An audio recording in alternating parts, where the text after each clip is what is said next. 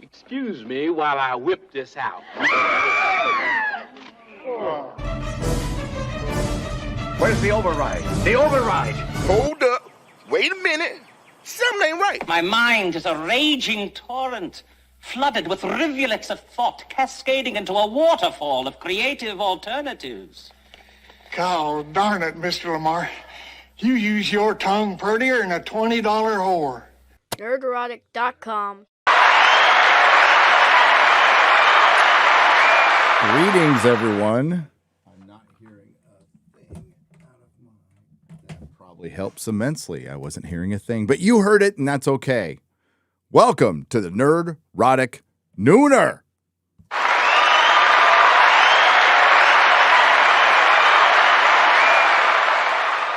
Hey, that ended so abruptly.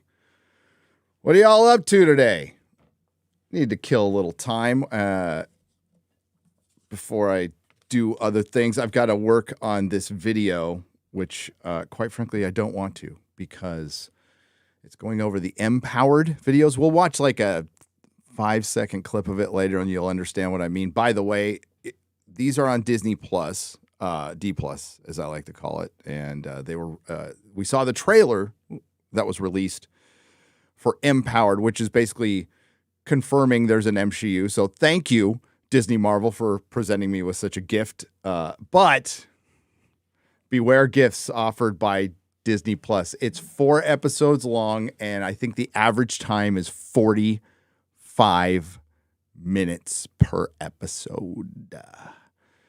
So thankfully, thanks to some help, I'll just say that. I don't want to incriminate myself. I'll be able to watch this at double speed, which will still be torturous.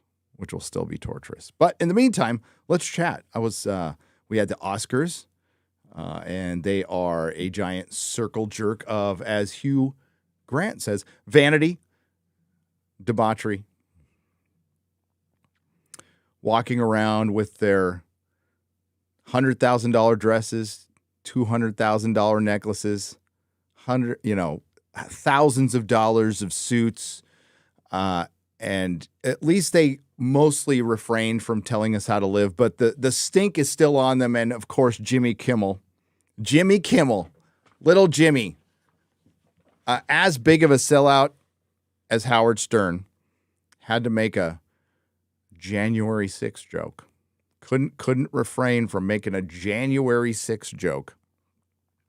And you wonder, well, how come Jimmy never talks about the summer of love of 2020 when American cities were burning down, people were actually being murdered. Unfortunately, one of the Capitol Police officers died the next day of a stroke, but they keep telling you he died at January 6th, which he did not.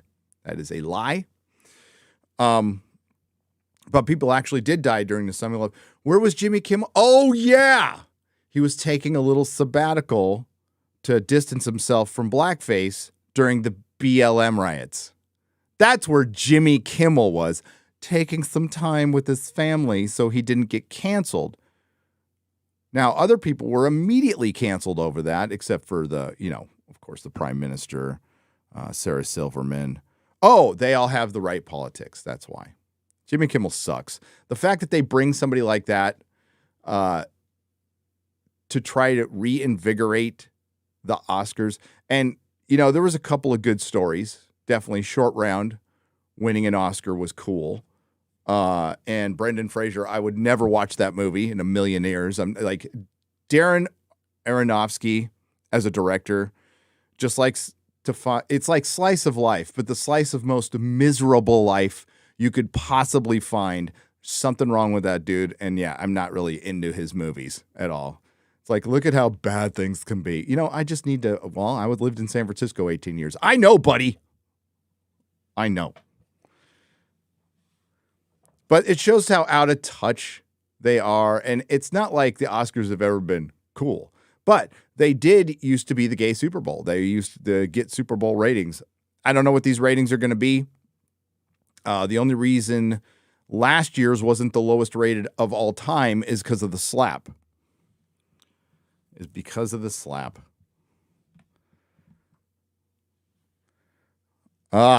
see who's here. Let me pop out the chat.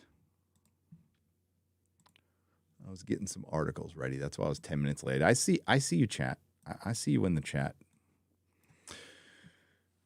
Darth Ruckus, Mila, FP Sony, J. Hayden, Shake Maker, Smooth the DJ, George Hutto, Babo Yagi. Oh, is it Babo Yagi? Is that supposed to be like Baba Yaga? I don't know. Bionic Sasquatch. Hail, what's up?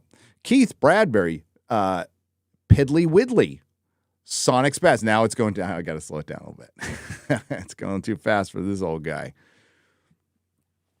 Cognacat, Keck 44, Preet, Chris, Nanny Soko, Phoenix Tangent, The Drifter 67, Daz Pants Games, Biased Oscar.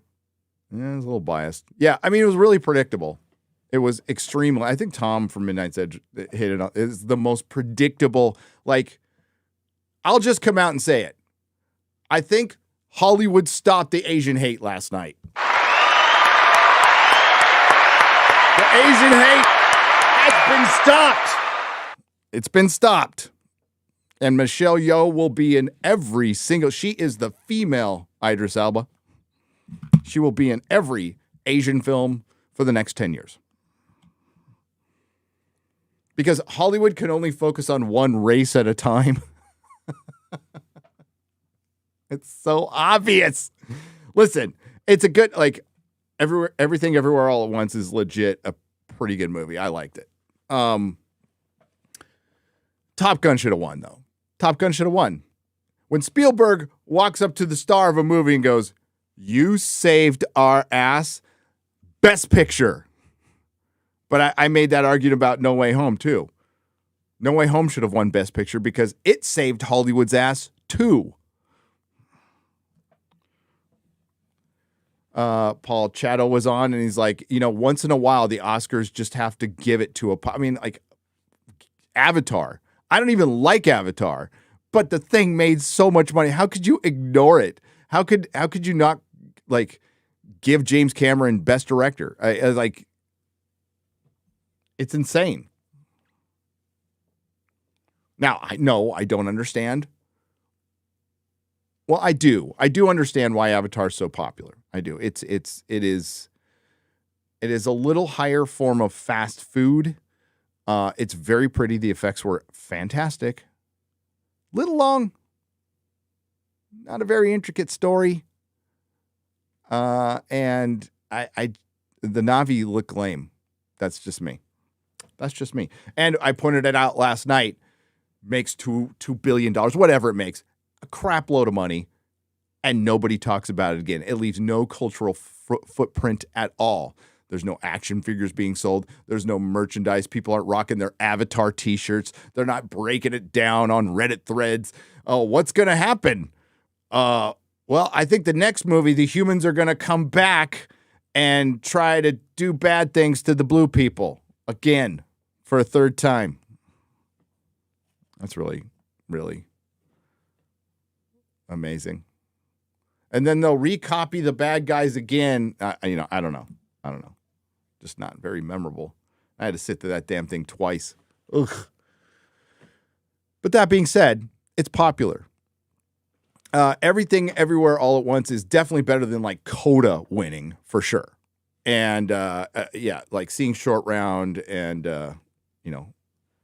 82-year-old Harrison Ford, who was pretty good in 1923. All right, I'm just gonna say that. I like that. I know it's normie. It's normie nip.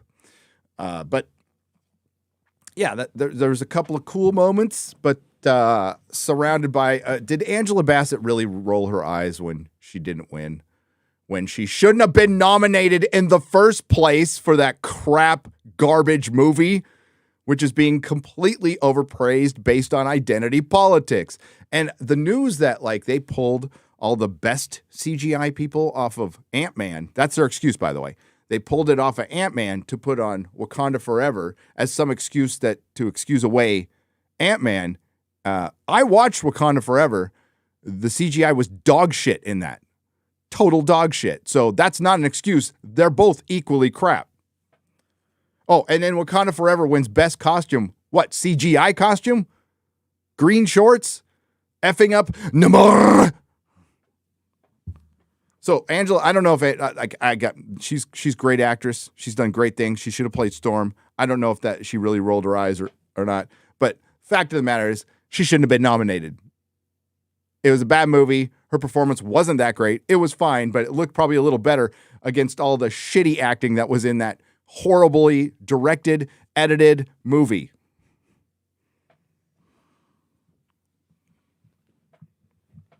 But it made $800 million. Yeah, based on like really pushing the death of the previous actor that you didn't recast. So I would call that exploitive. Just like the first one was. If you see Black Panther, you'll be fighting racism. It worked. It worked. It effing worked. Black Panther, it's an overrated movie, but it's not the worst thing ever made. Killmonger's a decent villain. I thought he was much better in Civil War. I wish they would have recast him.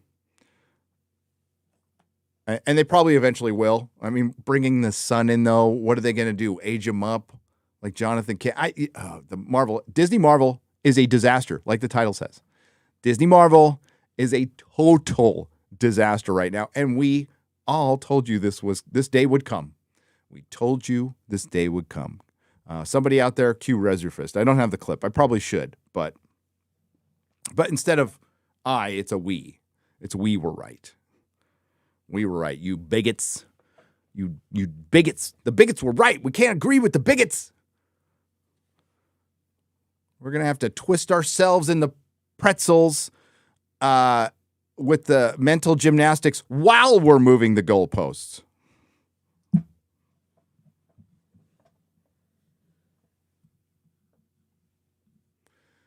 We got Very, who's been a member for 2 months. More like D-. I agree. I totally agree with you. We did get on the donation side, Gavin's pathetic little wiener for $1. You know this is about this about Star Wars already, but did you know that Indy also has an EU called the Expanded Adventures? Yeah, actually I read way more of those than I did of Star Wars because frankly, I am more of a Raiders of the Lost Ark fan and an Indiana Jones fan than I am a Star Wars fan, and always have been since I saw Raiders of the Lost Ark. Raiders of the Lost Ark is still, like, aside from the Lord of the Rings trilogy, is the greatest single movie ever made, in my humble opinion. It's got everything you need: levity, adventure, horror. It's fun. It's an adventure. If you look for the old stuff to read, check out also, as a German, I have to ask, are you a fan of Rammstein? A little bit, yeah. Yeah. Can't say I'm a huge fan, but I'm down. I'm part German. But I have every single Dark Horse Indiana Jones comic. First Alex Ross cover is in an Indiana Jones comic. And I have all the Marvel ones that were started out by John Byrne. Yeah, I got all that stuff. Love Indy. Absolutely love Indy. I think they need to make a short round 1/6 scale. They do. But not a Willie Scott. I can live without a Willie Scott.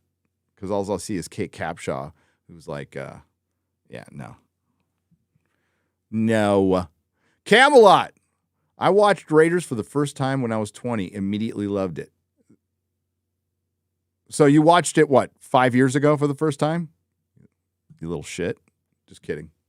Love you, man.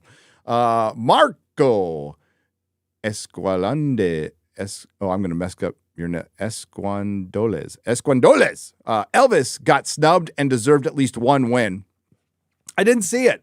Some people hated it. So a couple of my friends loved it. Bird of Prey 5 has been a member for 35 months. God bless you, Bird. Bird, I love you, man. I watched FNT and now I'm gay. Thanks, Gary. Well, hey, you had your time as a straight man, Bird. You had your time. Get with the times, man. Get with the times. You're welcome. I'm going to say you're welcome. Hello, Gary. Quick question. How much did you cringe when watching Jimmy Kimmel monologue? A lot. I went back and watched it because I came in late because I was on Forbidden Frontier. Absolutely. I like the show. It's our Ancient Civilizations Paranormal show that I do with Adam Krigler and Cord Black Garrett Sunday nights, 5:30 usually. But I went back and watched it. Then I jumped on with Chris Gore and Film Threat, and that was so much fun. We had Az was there, Dante was there, X-Ray Girl was there. Yeah, Paul Chato. I'm forgetting. Script Doctor, Alan Ing, who's in my state, didn't even call and say hi or anything. He's up at South by Southwest, which I will be up in Austin tomorrow to go see Joe Rogan.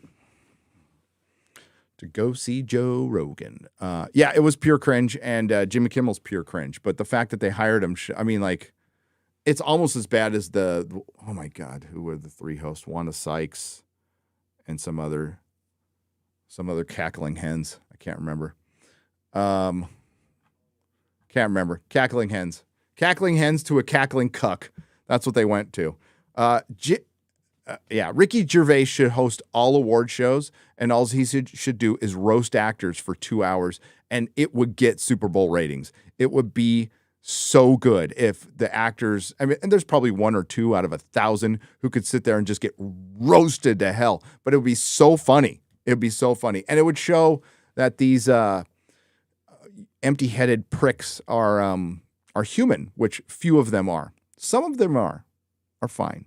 And I will call them actors and creatives, but most of them are adult pretenders with absolutely no acting range or critical thinking ability at all. I'd love to get Joe Rogan on FNT. I doubt that would happen. I doubt that. Well, you never know. Gavin McInnes was on Friday Night Tights. So you know what? You know what he sends me? Like 2 days later. With no context. I just looked at it today. He sends me the video of the closet scene from oh my God, why am I blanking on it now? One moment.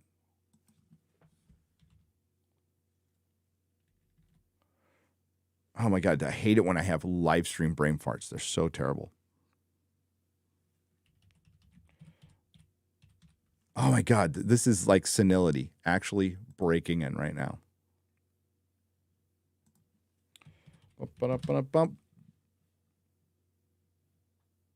From Breakfast Club. See, when you forget the Breakfast Club, like a defining movie of your generation, I'm like, it's just around the corner where I'm forgetting my kids' names. And that's going to be cool. Because then I'll watch Star Wars again, and I'll think the special edition is the real edition for the first time. Be great. Be fantastic. So he sends me the closet scene from The Breakfast Club, the movie I just flew out of my brain. There's only so much in there left. I burn a lot out. And I'm like, is he trolling? I mean, he's got to be trolling because I know Gavin, and he's just trolling all the time. So I don't know. I was asked, and I talked about it on Saturday. I'm not going to get too much into it now, but if you want to see, go to Nerdrotic Live. Did a whole live stream Saturday. Talked about it. I talked to a couple of, I talked to my co-hosts and a couple of other creators afterwards, and they're like, "Are you like totally pissed?" And I'm like, I'm not. I'm not. I'm not about the conversation prior. I wish he would have let me know. I probably would have felt a lot differently if something bad happened, but nothing bad happened.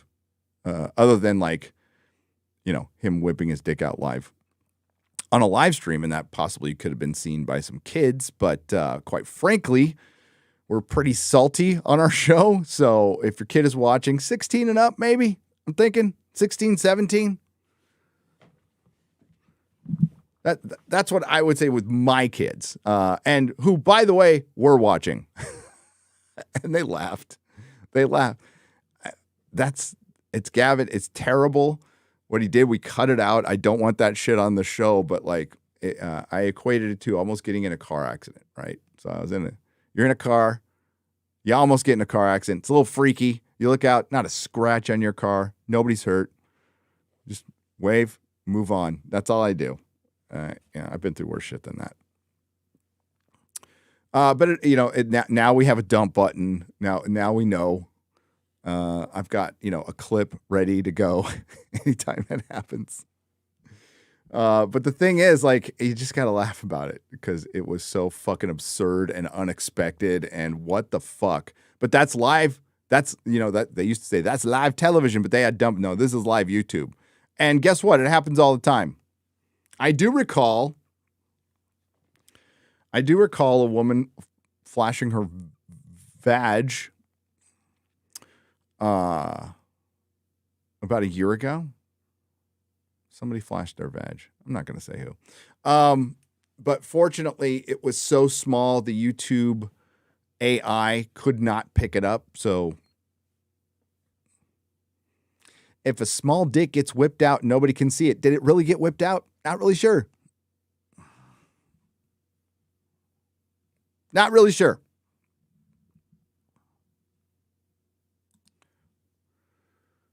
I want to first. Okay, let's talk about this empowered. We're gonna go to our buddy Disbrew here because he's going over it too. And even with his magnificent autistic power, he has to stop. I can't watch. I watch him 10 minutes at a time at double speed, and I need to take an hour break. It's pretty bad. So let's just go to a little snippet. So first, here's our good friend Disbrew, who's on Friday Night Tights 2 weeks ago. More people worked on the show that gave it decent score. If I worked on a show, I'd at least give it a good review. I know Disbrew. Some people like need to pay the bills, Like there's respectable jobs like hookers, and then there's working on empowered. Okay, there's a big difference between the two. One's the most oldest profession. One's way more honest. One's way more respectable. And then you have working on a Disney Marvel project, which is the lowest of the low. So I would very shamefully work it. Looks if I could put a different name on the paycheck, So there's just no record of me being attached to this whatsoever. I mean, it would be more respectable to be attached to porn than this.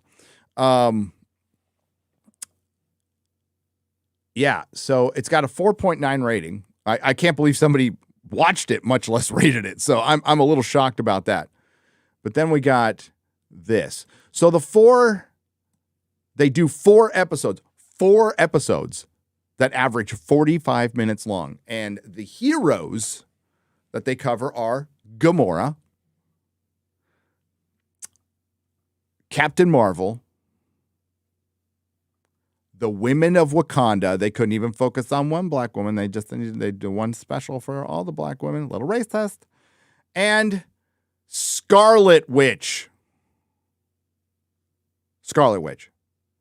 Enslaver of men, women, children, murderer of countless people for children who did not exist. That is empowering. I can't talk. But that gives you like a look into what is important. What are the values of Hollywood? Power, by any means necessary. That's empowerment. In that special, they have like little girl. I really want to be Scarlet Witch. Do you? Like the one from the comics? Okay. The one from the MCU is a horrible, like, war criminal. But it was so empowering that by the end of the movie, after she enslaved men, women, and children and killed countless people, that she decided she was wrong and ended herself. Because no man is going to end her.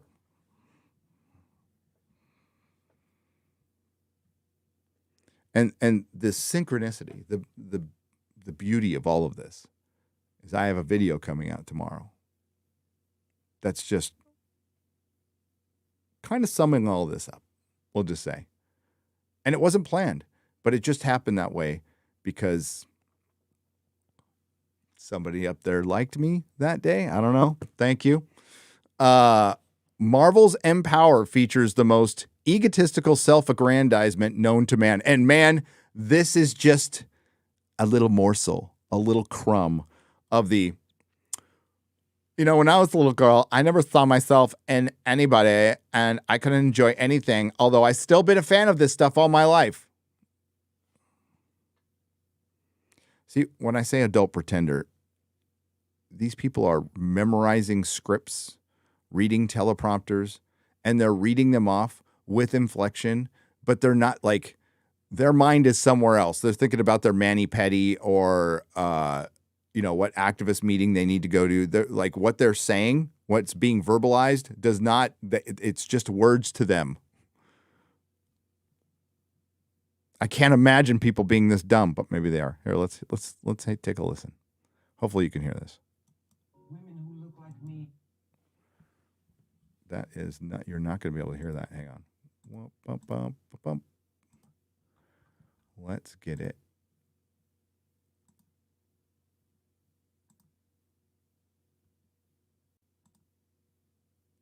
Let's get it right.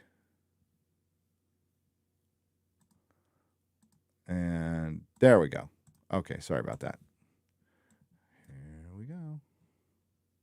Women who look like me in their resplendent glory were few and far between and had never been. It was echoey. Women who look like me in their resplendent glory were few and far between and had never been quite realized or seen before.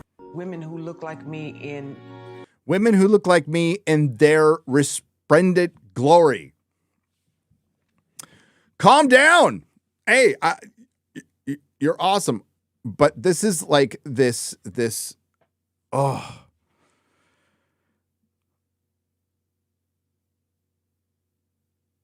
purse puppies, treating them like infants, like, oh, you're the best, you can do whatever you want to do. And they're talking specifically in who are they?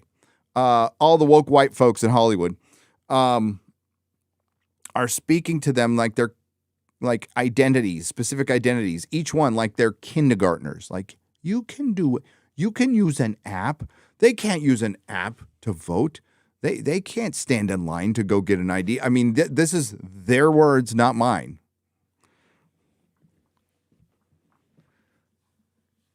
It's astonishing. But hear it one more time. Women who look like me.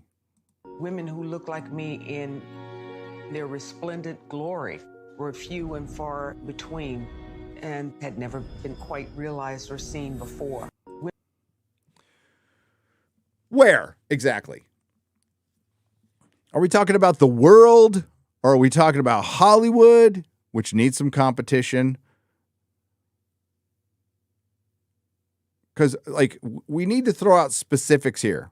There's a lot of generalizations going on, trying to run narratives that these things never happen. You know, most millennials, Zoomers, don't think things happened before the year 2000, but they did. Things happened before the year 2000. Things happened before you were born. I know this might be breaking news to you.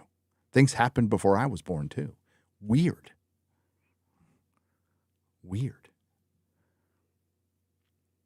It gets so much worse. It is. when I saw that trailer, I'm like, oh, Disney's never going to change. And I know that. They are never, ever, ever, ever going to change. They are not going to turn anything around. I know StarWars.net just came out with some news. Jon Favreau possibly planning out some sequels to the sequel trilogy, which shouldn't surprise anyone because he said over and over again that The Mandalorian set in the time, and same with Ahsoka, are set in a time frame that is going to a 30-year time frame that's going to lead up to the sequel trilogies. They aren't going to change a thing, but they are going to dial things back because their shit ain't making any money. So you're going to hear a lot of, oh, this project's planned, but what you're really going to hear a lot of is this one's quietly canceled forever.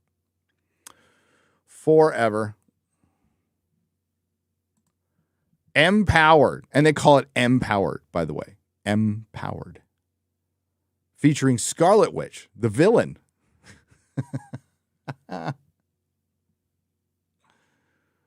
Oh, my goodness.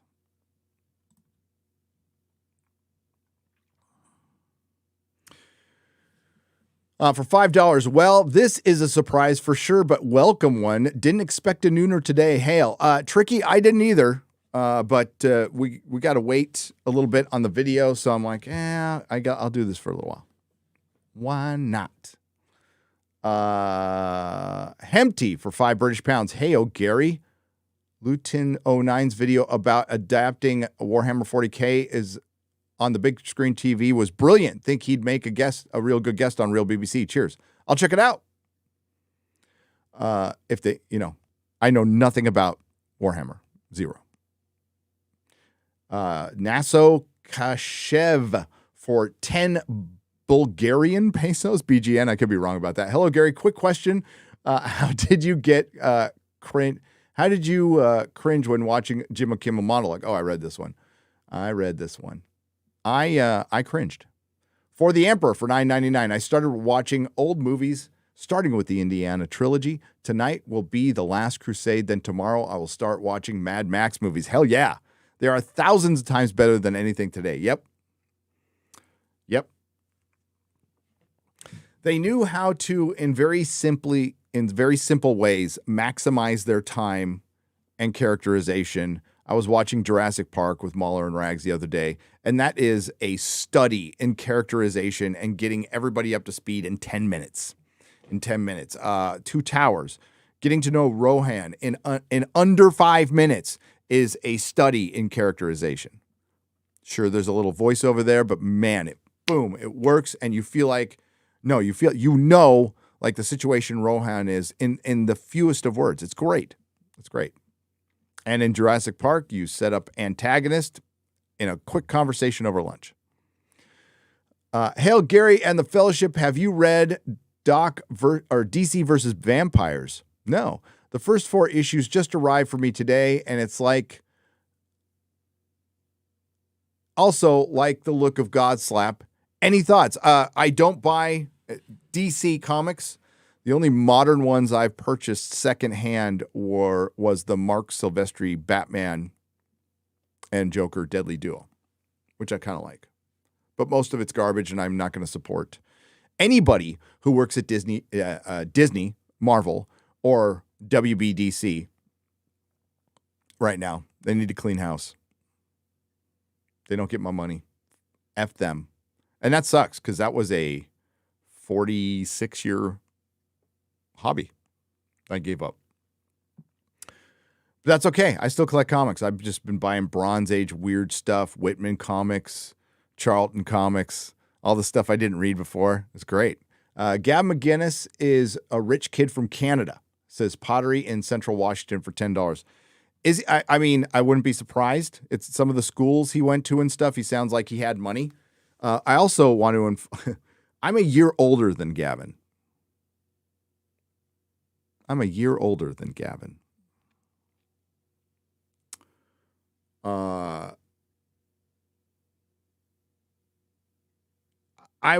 would certainly, I'll have that debate. I'll never change his mind, but I'll have that debate with him all day long. And honestly, like I said before, it doesn't matter what he thinks. It's good to know what he thinks, but it doesn't really matter to your life. Let your freak flag fly as long as you're not hurting anybody. Be the nerd you want to be. It's way easier now. And it is really boomer, like truly boomer. Not, I'm talking baby boomer shit, which is kind of weird because Gavin and I are the same age. He's Generation X, but he's going with like this baby boomer mentality. And the whole conversation I wanted to get into is Generation X is a disappointment, and he wanted to blame it on divorce. And I'm like, that might be part of it. Sure, I'm open to that. But that can't be helped. That's like you can't stop divorce. People are men beat women. Women can be C words. Can be see you next Tuesdays, and sometimes it happens after kids. You can't do much about that. And abusive relationships are just as bad for kids as anything else. But I digress. I just thought we turned into a bunch of pussies. I thought, because our parents left us on our own a lot, and we were the do-it-yourself. We made mixtapes and built guitars and built our own skateboards and did all this shit, and made our own movies and did weird stuff and fun stuff. Yeah. But then half of us turned into a bunch of sniveling bunch of pussies. I don't have the answer for that. Anukul Parajuli for 110 yen. Thank you. Sorry for butchering your name. Thank you very much. And Koa Lee for $5. Things happened before I was born. Madness. Absolute madness. Absolute madness. All right, let's go to Bobby Iger. Bobby Iger. God, these freaking ads. I wanted to get to this Friday. I really did. Disney CEO Bob Iger calls for newness in Marvel movies. What this means for the MCU's future. Oh, you know what this means. Like people will go, it's gonna get less woke. No. Bobby Iger ushered in the shit we just saw. He's going to usher in more shit because the one thing he is not is creative. He works well with creatives, so creatives say, but all I've seen this guy do is buy intellectual properties that were not started by Disney, Disneyfy them, and turn them into shit. That's all I've seen him do, and then remake his own shit worse. So I don't know what he's a genius because he makes the stockholders happy. You can't run a creative media company to make stockholders happy. You can't. It don't work. And it's being proven. That business model might work. Well, this might not be a good day to make that analogy. That business model might work for widget corporations or banks. But it doesn't work for art. Singular vision. Too big to succeed. Well, it's succeeding. It's making it bullshit. Okay. They're billions of dollars in debt. Billions of dollars in debt. They are not profiting. Now you can shift your money and say, well, we make money here, but we lose money here. Overall, you're billions of dollars in debt. Your shit ain't working.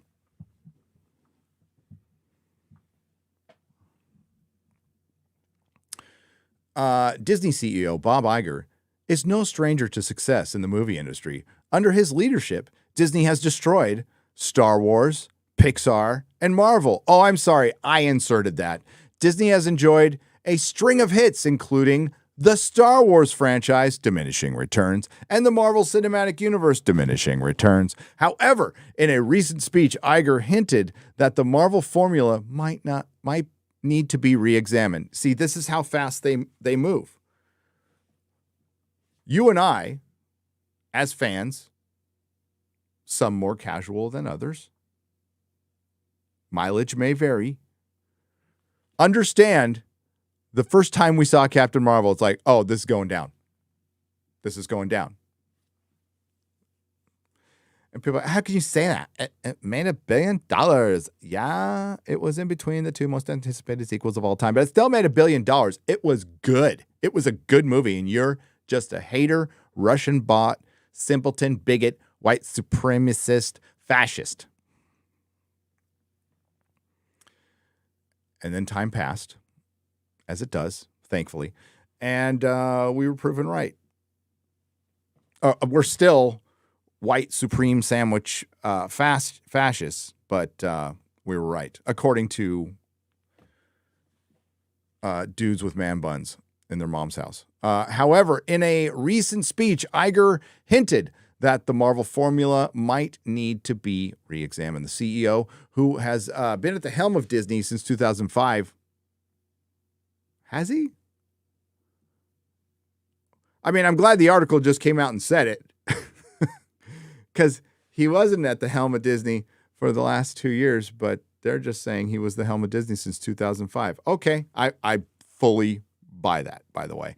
Has expressed a desire for a fresh approach to Marvel movies. He stated that it's time to explore. It's kind of like when people accidentally say President Obama. That's what this is. It's time to explore new characters and stories. Iger's comments have caused a stir in the entertainment industry, with fans speculating about the new characters and storylines they might see in the future films. Oh, didn't they just create a new character for Marvel Comics called Ghost Shadow or something like that? But the name was fine. The look of the character was fine. And it's supposed to be a black character, but he looks a lot like, in that one picture I saw, like kind of a Silver Surfer with a design on him. And I'm like, all right, I kind of read that, until I found out what it was going to be about. And it was going to be about exploring like racial divisions. Oh boy. Let me guess, all the white people are Nazis. Just guess the whole damn story.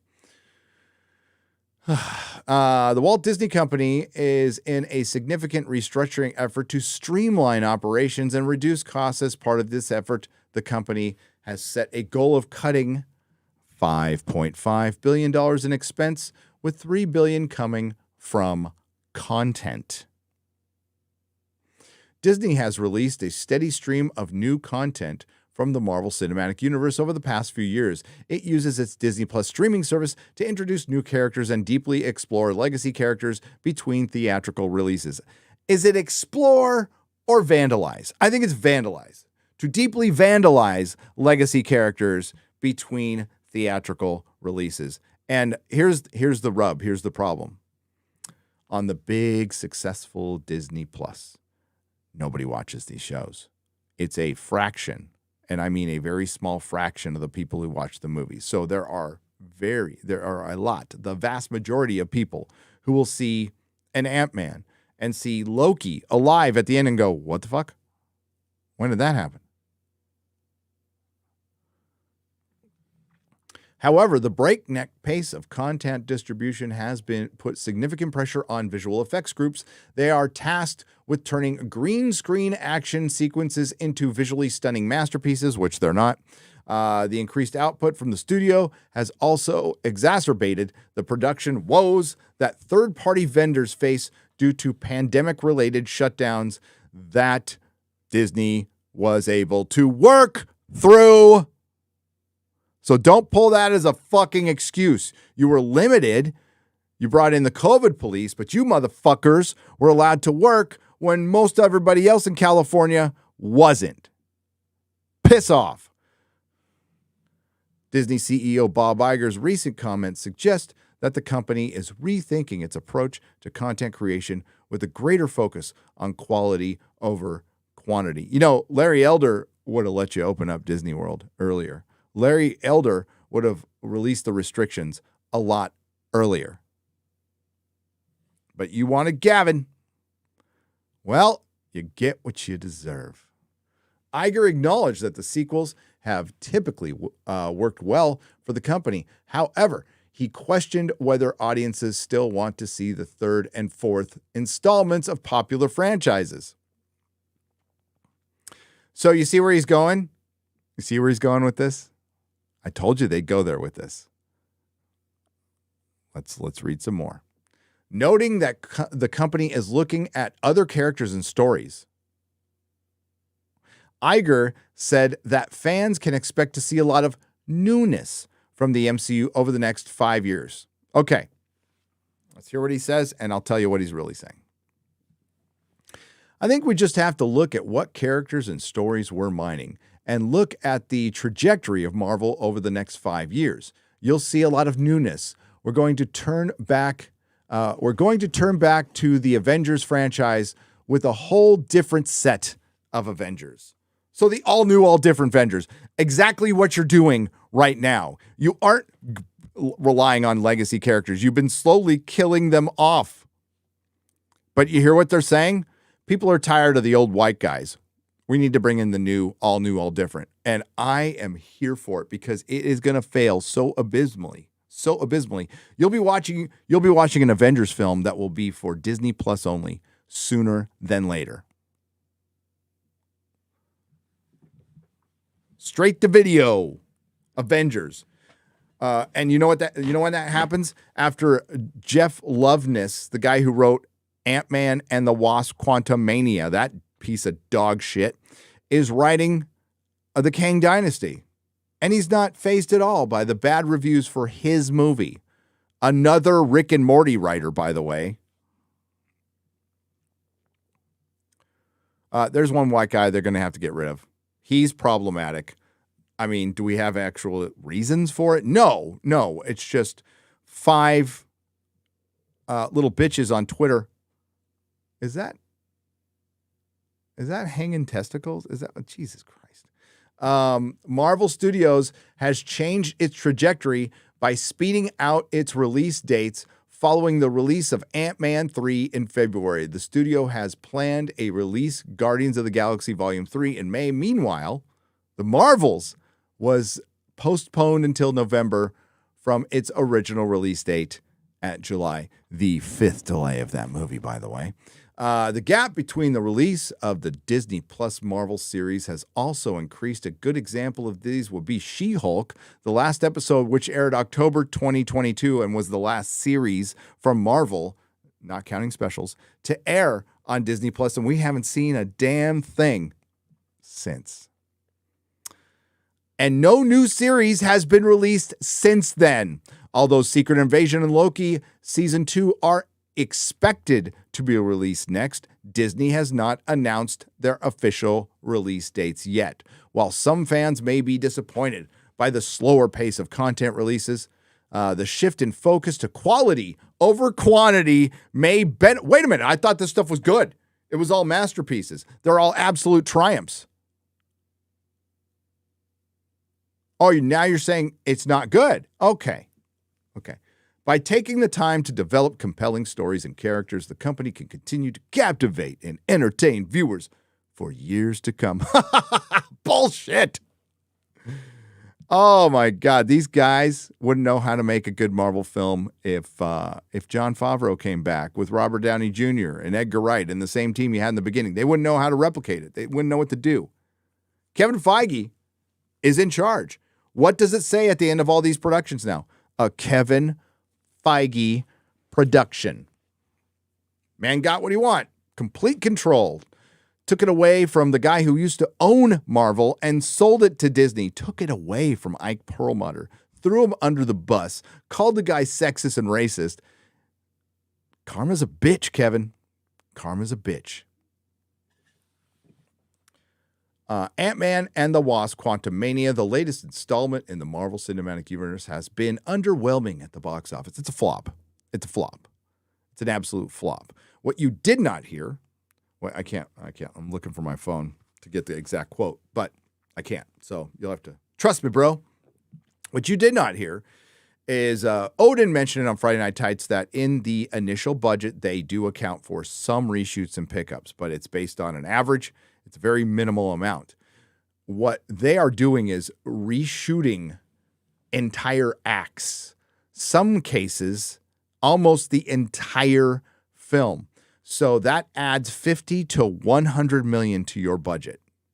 And all of the Marvel Cinematic Universe Phase 4 films had massive reshoots. So add 50 to 100 million dollars to every single one. And if you do that just with $50 million, Shang-Chi lost money. Black Widow lost money. Eternals lost money. Ant-Man is losing money.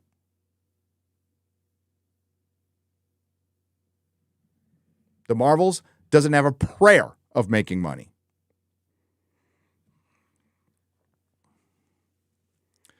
And that comes from somebody who worked there. That comes from somebody who worked there and not as a PA. No disrespect to PAs. Not as a PA. As a creative who worked there. Who knows what's up. Domestically, the movie has struggled with a total of 187 million in ticket sales. Can't even crack 200 million. A figure that is significant decline from pre-pandemic averages. The film's lackluster performance is particularly stricken given that the features the MCU's next major villain, Jonathan Majors Kang, who everyone wants to have sex with, apparently on the red carpet. Excuse me.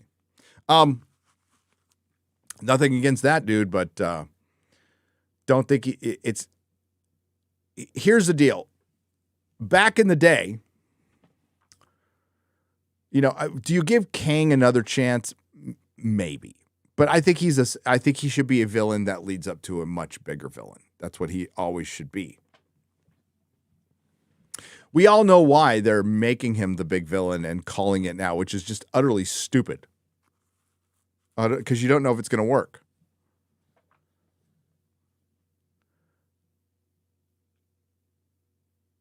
While the film's disappointing box office numbers may be surprising to some, it's not entirely unexpected given the current climate in the entertainment industry. Also, we need to account for inflation and ticket sales.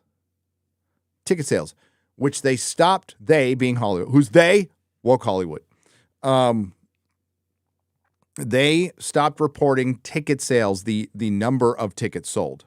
Not the amounts, the number of tickets sold in 2019. Why? Because it's dipped almost 50%. So we have half the tickets being sold at a much higher price. So far fewer people are seeing Ant-Man than reported. They're reporting just dollars. And these dollars are bullshit anyway. They could certainly report ticket sales. It'd be easy. This is... The pandemic has significantly impacted the movie industry. Shut the fuck up. Shut the fuck up. You assholes were allowed to work through it. So stop using that fucking excuse.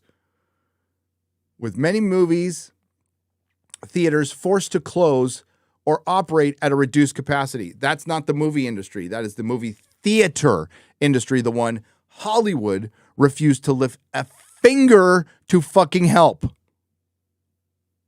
And it turns out they needed them anyway, which is just beautiful. No, we bailed them out.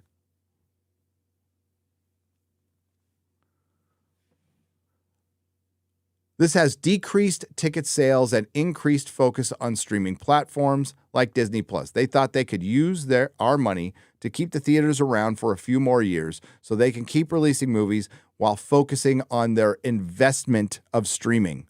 And it ain't working. Do you understand? People ask for there's a lot of people who work hard in Hollywood. You should have a little sympathy for them. No. An individual that I like, sure. Overall industry, fuck them.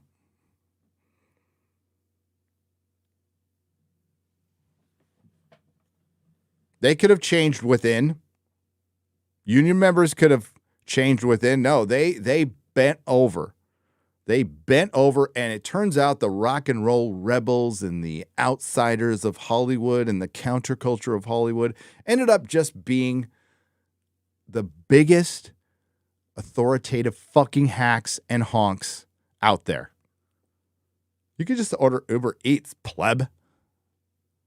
No more white comfort, pleb.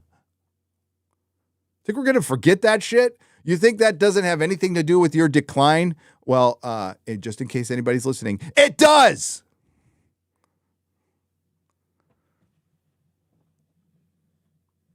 And you brought it on yourselves. And no, we're not sorry. I don't feel bad. I don't feel bad. I love this stuff. I love art. And if some of you, want to pull your head out of your ass and turn things around and do that, I'm all for it. It happens on occasion. But overall, you are dealing with consequences that we were warning you about, and you decided to tell us to fuck off. So half of us did. Great marketing strategy. A marketing strategy that's continued today. Today, they still have not dropped that. Everything Hollywood should be doing right now is being grateful and saying thank you and going back, way back to basics like Top Gun. The Oscars should be the most popular and best story you could possibly get. Nobody watched women fucking talking. Nobody watched that. Nobody watched that. That was more self-aggrandizing. We're just not going to mention that we all knew about Harvey Weinstein for decades. Bullshit.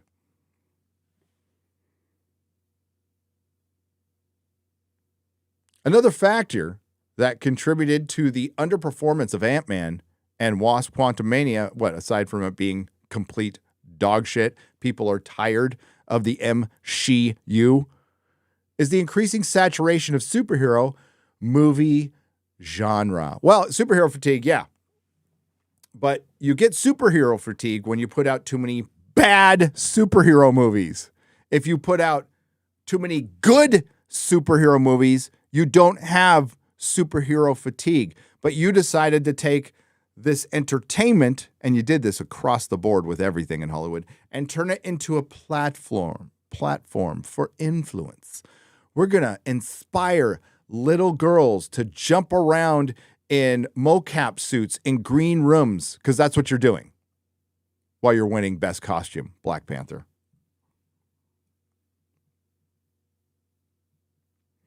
While the MCU has been the MCU has been successful in the past meaning up until Endgame.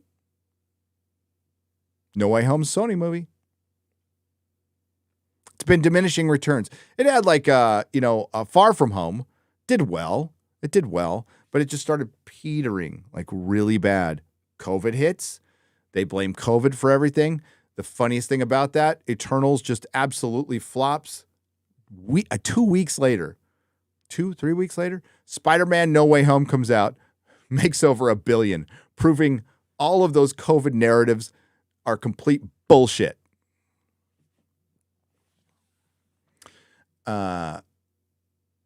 This could explain why some fans turn out to other types of movies and TV shows. Let me read. I butchered that. Sorry. While the MCU has been successful in the past, by the way, that past is 5 years ago, 4 or 5 years ago. I mean, honestly, the last really good MCU film produced by Disney was Infinity War. That's 5 years ago. While the MCU has been successful in the past, there may be a growing sense of fatigue among the audience. This could explain why some fans turn to other types of movies and TV shows. No, okay, fans aren't retards. I know you think that, but they're not. We can go to a superhero movie and go to work and pay our bills and watch a ball game, raise our kids. We don't just go to superhero movie, go home, consume. Jesus. See, it's not very, I said this. What Gavin McInnes thinks about nerds isn't very different from what the entire Access media feels about it, and most of the board and directors and bankers that run these fucking companies. They both see us the same way. Despite the disappointing box office numbers for Ant-Man and Wasp: Quantumania, CEO Bob Iger remains optimistic. What's he going to say? We're fucked. If he did, I'd have more respect for him. If he just came out and go, ladies and gentlemen, we're fucked. Okay? Thank you. About the future of Marvel the Marvel Cinematic Universe, which we lovingly call the MCU, a moniker that stuck. And why did it stick? Did it stick because I said it? No, it stick because that's what it was. That's what it turned into.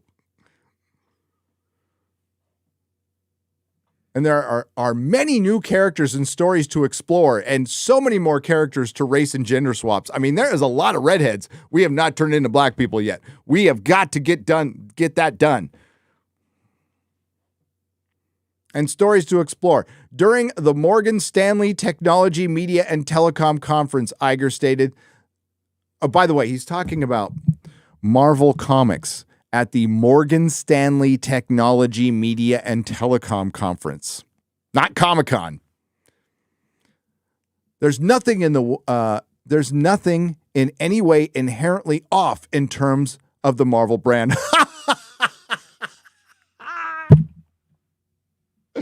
What? Oh, shit. Look at this. I mean, is there a face? Is that face says, I am so full of shit. I am so full of shit. I don't have a hair out of place. I iron my jeans. I used to be a weatherman. I love lamp. The Marvel Cinematic Universe has grown at an impressive pace, with many movies and series hitting the new screens. While some of the fans have welcomed this expansion, others have expressed concerns about the required viewing of additional series and the potential dilution of the franchise quality by diluting the legacy characters, because Marvel,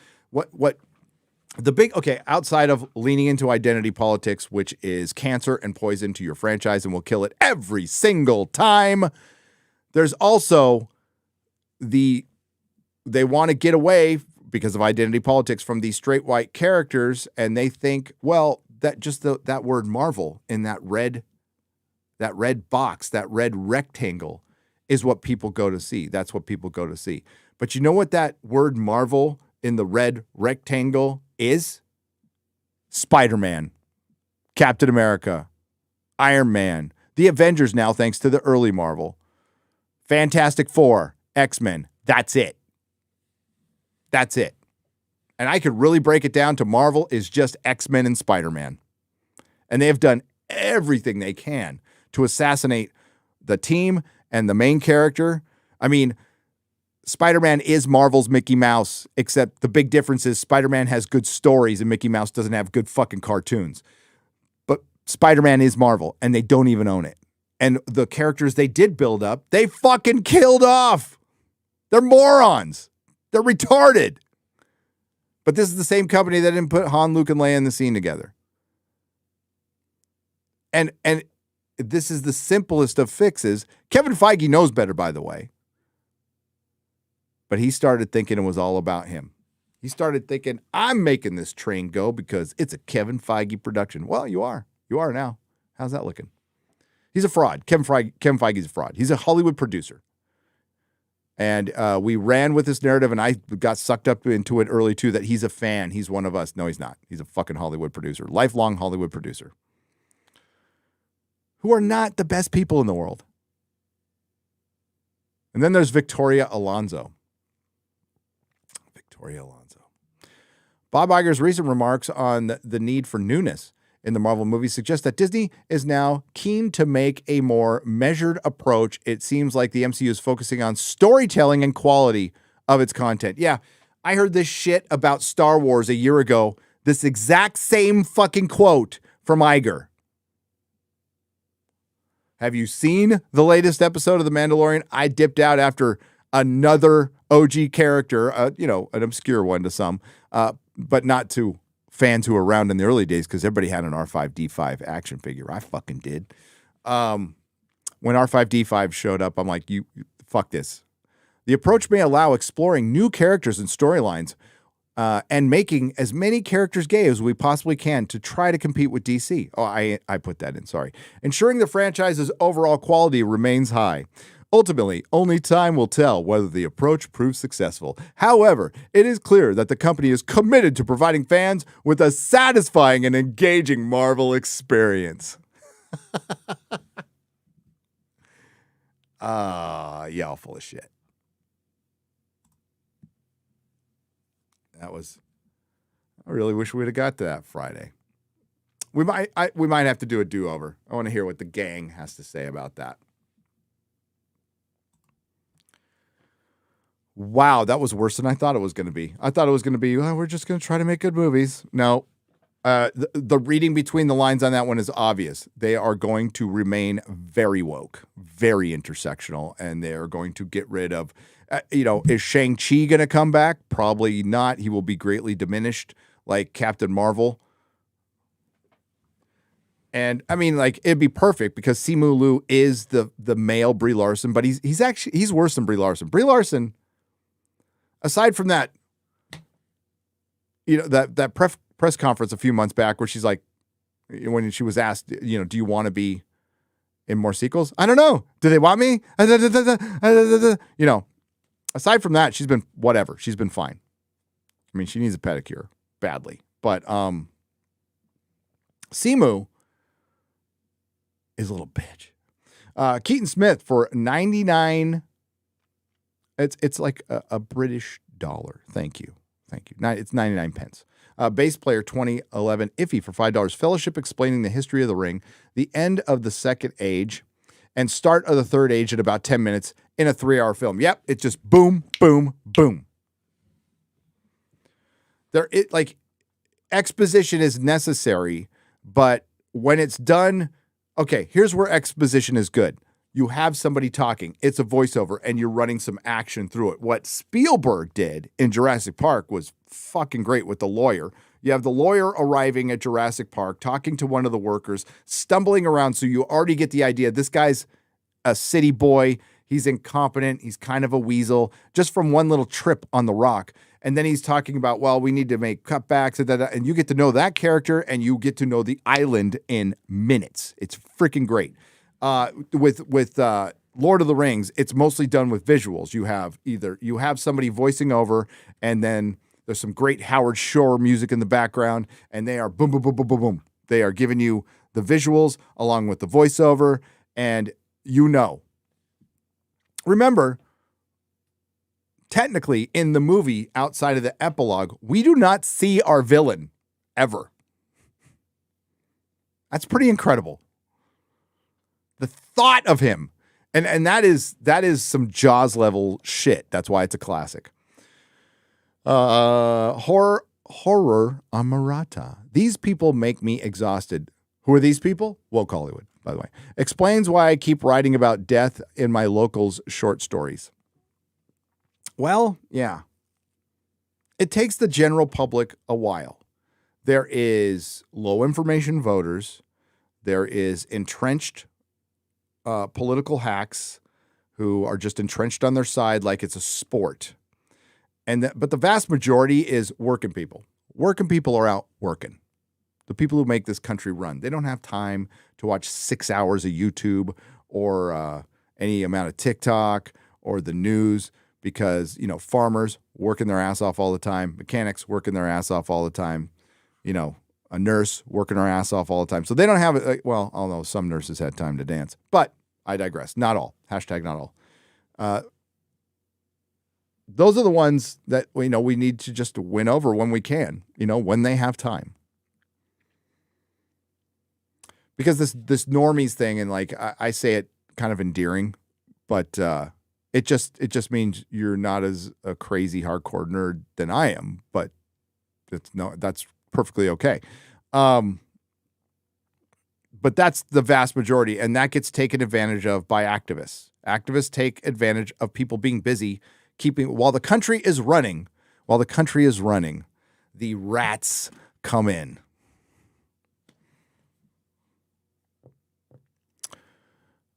She's like 70 years old, and she's the role model there. She's like 70 years old. The role model they're saying doesn't exist. Says King X Red 248 for $5. Who, Angela Bassett? Was it Angela? Yeah. Is Angela, she's not 70, is she? She looked good. I was watching Mad Max Beyond Thunderdome with baby boy because we've been doing 80s movies marathons because I wanted to show him what's good. And, when the movie came out, I was like fine with it, but it wasn't my favorite Mad. I was like, because I was a teenager. I'm like, I want Road Warrior again. What the fuck? Fucking kids and Tina Turner. What the fuck is this shit? But I love that movie. And Tina looked fucking hot. She looked great. I love that movie. Hail, Gary. The Star Trek Discovery ship is a copy of the Invader ship from Fireball XL5 Episode 34 Invasion Earth, and it's on YouTube. So, well, it's actually based on Ralph McQuarrie's design. So, Sam, I don't know about that, but it's based on it badly. Maybe it might be because Alex Kurtzman, in my opinion, rips off a lot of shit and takes a lot of credit for a lot of people's work, which is just disgusting. But that's the way he does. So I wouldn't be surprised, Sam. Dark Art 1000 2000 for $5. Did you see the new trailer for The Little Mermaid? No, I could give a fuck about The Little Mermaid. I didn't watch that fucking movie when it came out. I don't care about that fucking movie. And it's just another ginger being race swapped. It's race swap number 1373. All right. But yeah, I understand. I understand why people are pissed. But this is part of the acceleration. So while you're calling it out, mock it to death and don't be afraid to, because this was specifically made to call you racist. That's all it was done. It was done to it was specifically made to create a movement around it to call you racist because they know it's dog shit. They know it's creatively bankrupt dog shit. So they need to, and they keep going back to the well. That worked a couple of times. Worked with Black Panther. But it doesn't work anymore. This thing's going to be a fart in the fucking wind. But I've not seen the trailer. They removed the chest off the actress and put flat chest with CGI. Yeah, because after being all about women, now the best way to be a woman is a man.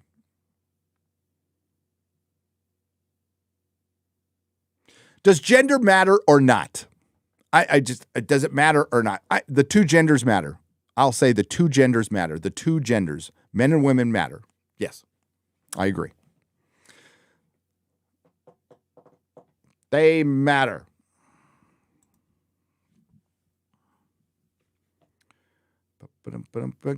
Gary, have you seen RRR yet? No, but I'm much closer. Dummy test for 110 yen.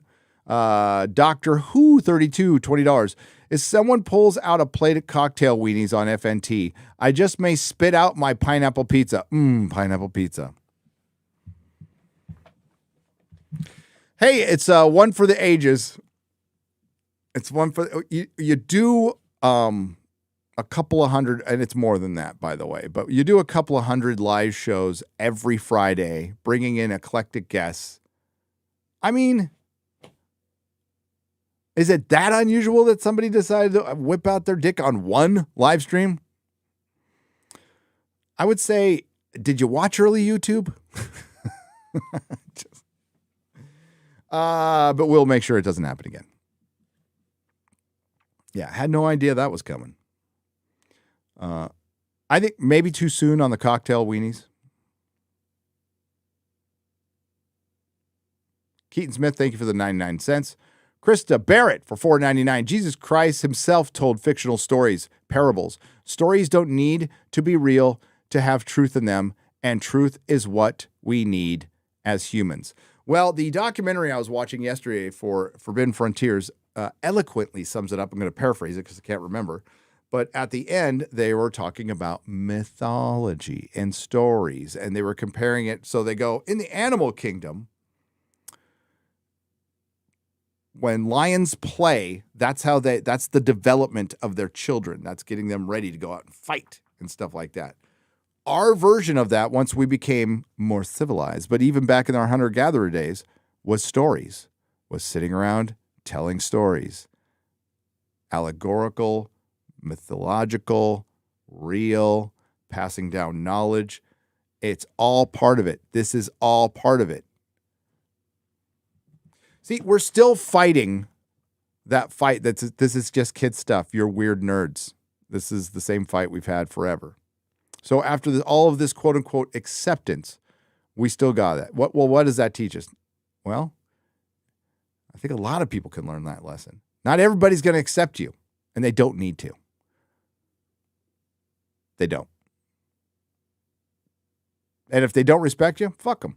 Who cares? But you can't force them to respect you. And especially with broad generalizations, it's on an individual basis to where we come to this understanding. But the most important part is, I'll just speak for myself. There's no fucking shame in my game. There's no way Gavin Newsom could bring me down or anybody down on Friday Night Tights or any of you down. There's no fucking way. Who cares? But if he's actually interested in his cause, the overall culture, it's not about liking everything and liking everything people say in this fight. It's about understanding and keeping your eye on the prize. And having the blind spot for pop culture is loser mentality, and it's not keeping your eye on the prize. So I will start questioning people's overall intent if they even refuse to even consider that this is part of this battle. Because if you don't, then you're going to fucking lose. And if you know you're going to fucking lose, then why are you continuing this unless you're just not really about it? I don't know. A lot of the culture warriors in this fight went straight to college, worked in Hollywood. Some of them are former actors. And then they did this. A lot of us in this sphere, especially us older farts, like worked jobs, ran businesses, started families, did that blue collar shit. I did that blue collar shit most of my life. So that's why I tend to listen to the people I subscribe to, right? So I'll check in on Tim Pool and Crowder and everything, but I'll listen to Quarterback Garrett. I'll listen to Culture Casino. That's who I'll listen to.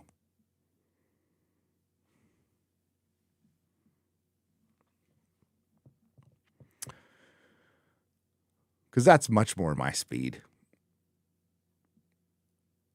That was very some kind of when you did not mention welders and construction workers. I am sorry. I am sorry. Welders and construction workers work their fucking ass off. And while talking about working class, I don't feel represented. You're doing the Lord's work, man. Keep it up. Hail, Patriot Fury for $15. Yeah. Skilled labor. You know, the kind of thing we need to keep trains from derailing and boats from sinking and bridges from fucking falling apart. We need much more diversity there. Actually, we don't. We actually don't. We just need skill. We need skill. We don't need fucking diversity in skilled labor, to be honest with you. We make a joke about it. I do, but no. I just want people who know what the fuck they're doing. Because I don't want to be, hanging out with my wife, driving in my car on a road trip, and then like the bridge is gone. Because they needed to have a bridge built by LGBTQ plus people from Alabama or something. I just don't. What was that bridge? It was a walking bridge that was designed, all female designed walking bridge, and it collapsed and killed people. I mean, if that ain't the big fucking lesson, I don't know what is. And I'm not saying women can't design. I just want the best people. Best people.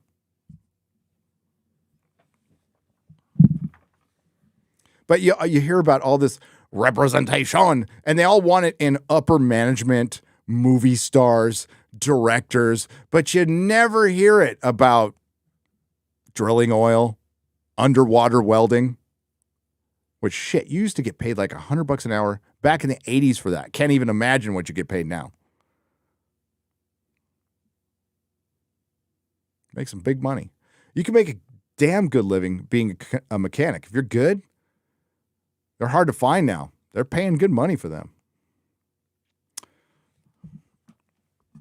Like shit, I made good money being a parts guy. especially a Tesla. Couldn't believe what I threw out a number. I'm not going to say what it is, but I threw out a number. I told my wife, I'm like, I'm okay at my job. They came to me. I'm in the position of power here. I don't need them. I'm going to throw them some stupid number. And they said, okay. I went, oh, fuck. I wasn't expecting that.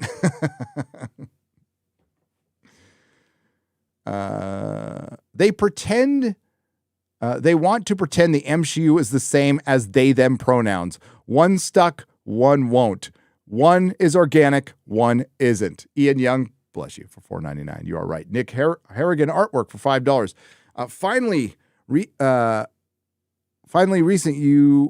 I reset you some of my Lord of the Rings prints, Gary. Hopefully they get to you this time. You deserve them for sitting through the rings of Empower. Oh, that's a good name for it. Hey, thanks, man. We'll hang them up. A vast majority of the art that we get, I mean, we only have so much room in our house, but we frame, we put up, we display as much as we can, as much as we humanly can. Who sent me? I can't remember now. God, my brain is farting today. Oh, I was up late last night. That's why. Oh, and I'm fasting. That probably has a lot to do with it. And yes, I can drink black. Well, you're not technically supposed to, but I don't give a shit. I'm going to drink. I'm not going to not drink coffee. That's it. Let's not go insane, okay? Let's chill out a little bit. Craig Fregente for $19.99. Star Trek First Contact is the beginning of the woke sci-fi. Picard having a meltdown, then getting woman-splained by a strong woman of color, Troy drunk, and tearing down of establishment characters, Cochrane. I mean, I guess it could be looked at as a precursor. I'm fine with that movie. I don't think it's great. Well, you know, it's like the best of the TNG movies. But, yeah, it does have a lot in there, but still, well, it's also got, you know, female Borg queen. Come on. But that was done in a time where, like, at least the women still acted like women, right? But if you want a satisfying next generation send off, then watch Star Trek Picard season 3, or as I like to call it, TNG season 8. I can't even call it Picard season 3. It's not. It's so fundamentally different. Yes, it's got some of the constraints of the aesthetics, but quite frankly, the character work on this show is the best it's been since the series aired. It's clearly better character work than any of the films. Any of the films. They're more in character in this show than they were in any of the films. And I like a couple of films. Like Insurrection was like a mediocre two-parter show from the series. That's still better than most of the shit we've got. I watch Insurrection 20 times before anything Kurtzman Trek. But you got to make the distinction. Yes, Kurtzman's name on it. It makes me feel a little dirty. But I know for a fact he had nothing to do with it. Zero. Name's on it. That's it. This is Terry Metalis' joint. Beginning to end, it's his. And I think he pulled off a miracle.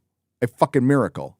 I don't even think RTD is going to be able to pull off what Terry Metalis did, because RTD is going to be hamstrung with the Timeless Children and some of his own politics. Terry Metalis just was like, Star Trek. I don't want to do Star Trek. Fuck the minutia. Fuck everything else. I want to make Star Trek.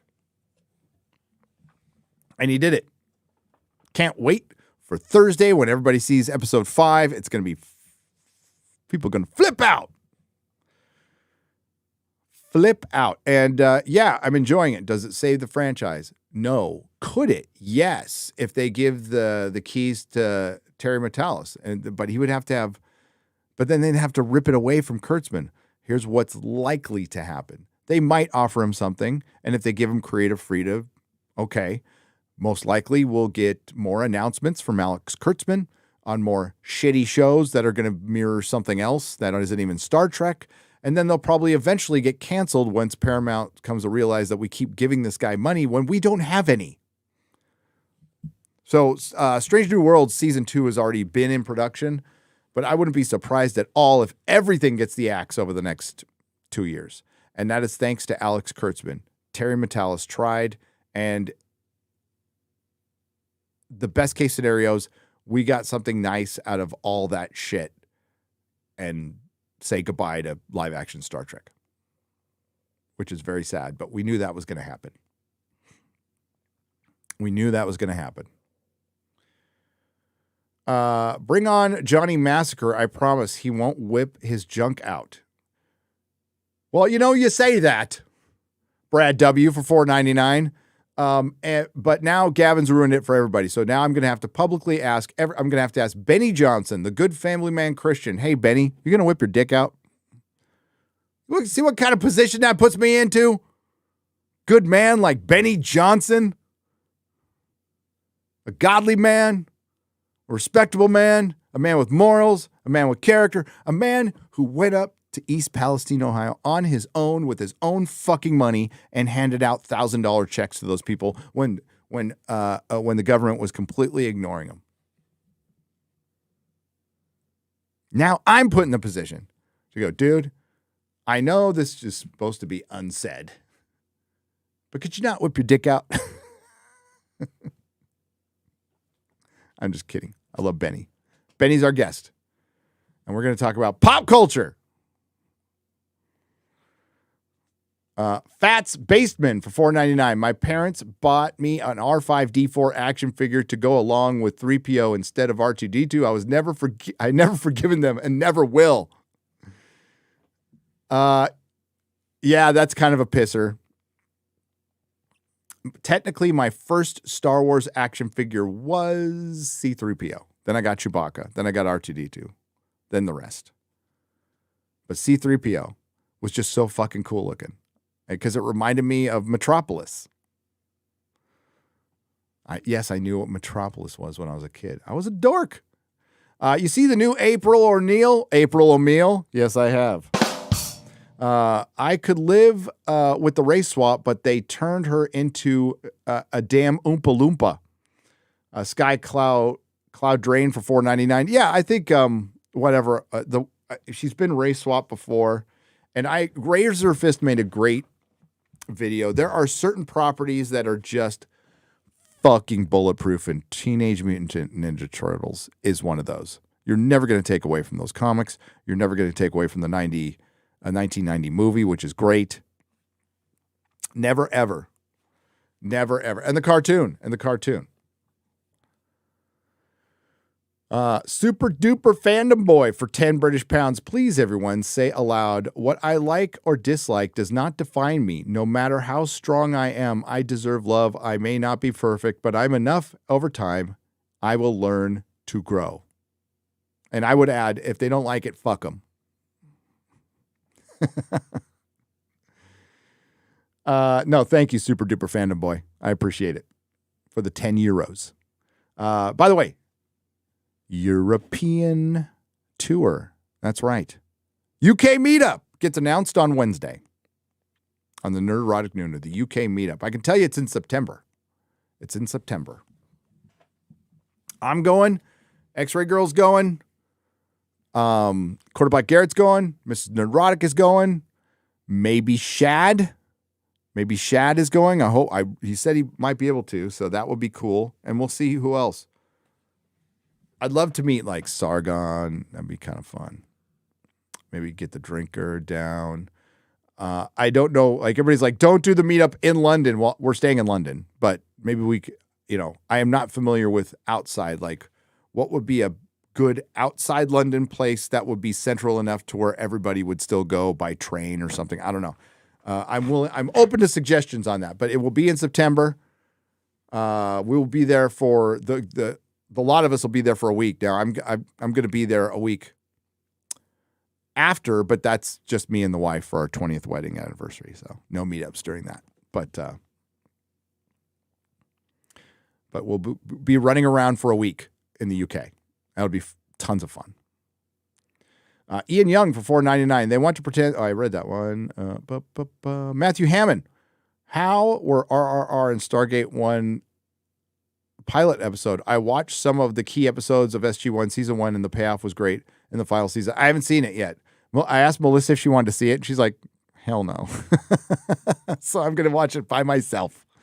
That'll be tonight after I watch probably 2 or 3 grueling hours of Empowered. All right. We're going to have to get close to wrapping it up here, folks. This will be on Nerdrotic Live. I will make it unlisted, so you can keep watching. You can share it with a friend, or you can watch the upload later. It will also be on Spotify. I don't think we're on Audible yet. We need to fix that, but we're on iHeart. We're on iTunes. We're on a bunch of places now to listen to us. So if you're on the road and you want to listen to the podcast, there's also now a podcast category on YouTube. I haven't, they're doing it. It's like some AI. Maybe if that gets better, then we can put, I don't know if it's just audio though. I don't know. I haven't looked. I just know it's there. Tahura for $5 says, hi, Gary. I'm trying to move from California.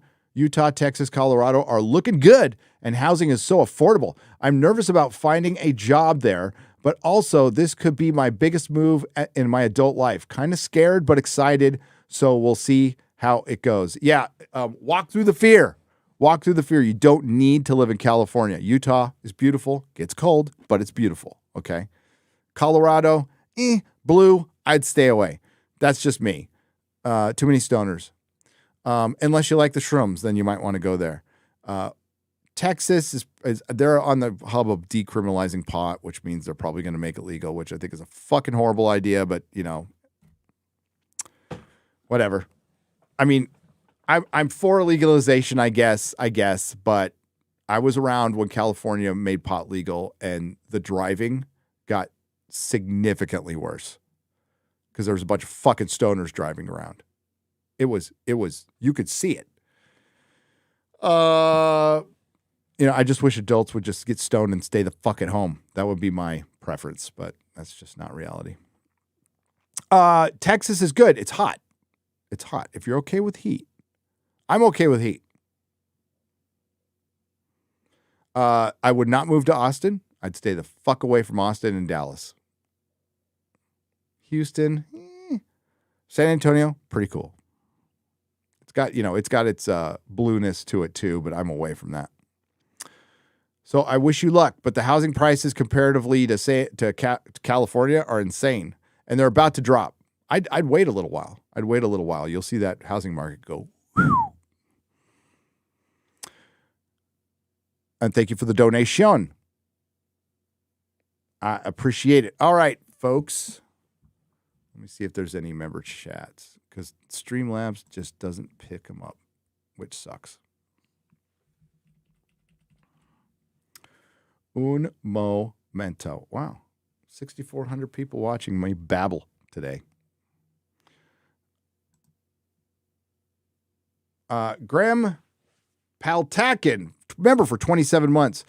Still hope to see Johnny Massacre on FNT one day. You might, Graham. Cookies, coffee, and comics. Ooh.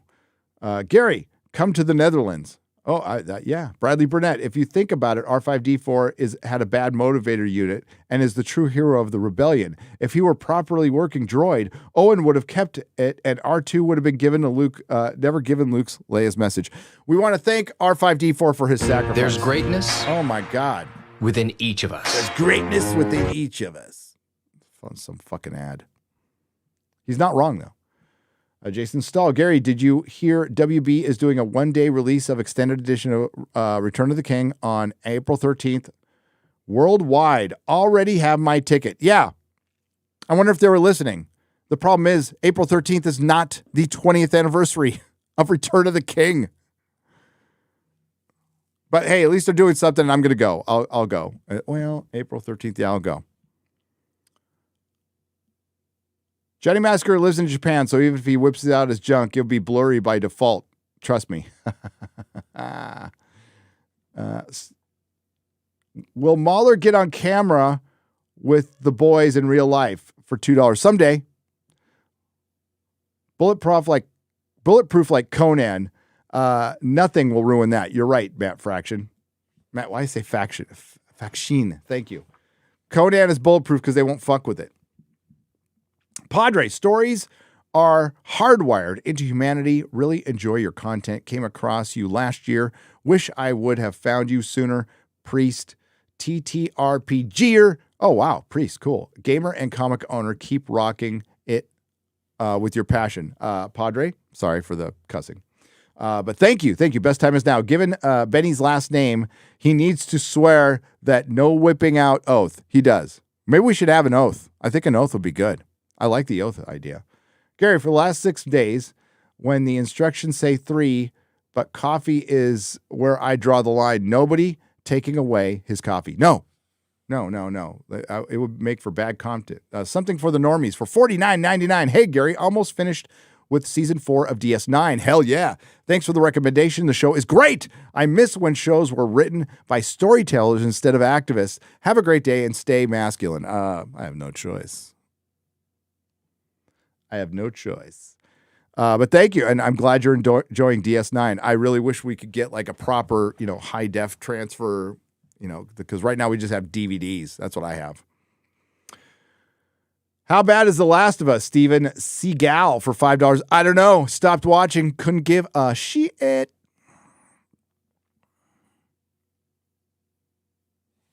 Couldn't give a shit. Morph. Hey, Gary, I read my comics through Epic Collection. Is that a good way to go about it? Sure. Yeah. The Epic Collections are, they're cheaper. They're still in color. But yeah, that's like, unless you want to go black and white with the essentials, but those are out of print and some of them cost more money. So Morph, you're doing the right thing. Hey, are you enjoying them? If you're having fun, you're doing the right thing. Hail, Gary.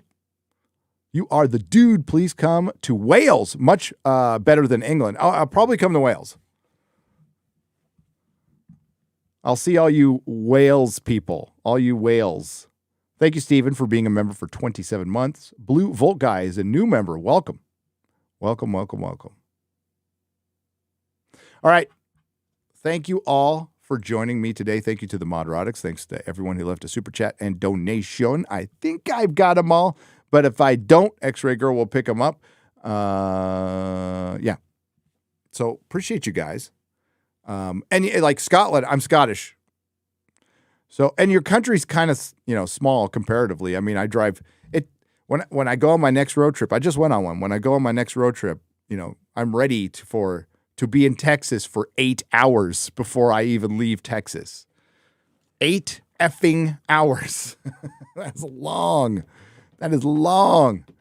And then like New Mexico and Arizona go like that after that. Meet up in Las Vegas, April 26th during CinemaCon. So if you're going to CinemaCon, you want to hang out with some knuckleheads instead of a bunch of chills, let me know because it's free. You get some tacos and the first round is on me. And there's going to be some pretty eclectic, fun guests there. Hopefully, you never know what's going to happen. But I know Geeks and Gamers going to be there. I know I'm going to be there. Chris Gore's going to be there. He's wobbling on me, but he's going to be there. He's going to be there. Robert Meyer Burnett might show up. That'd be nice. Wouldn't it be cool to see RMB? It's at the Millennium Fandom Bar. We got the whole place to ourselves. There is a side room where I guess we'll have some merch out, but it's also a place to gather and talk. And then there's the bar and club itself. The bar staff is like the best.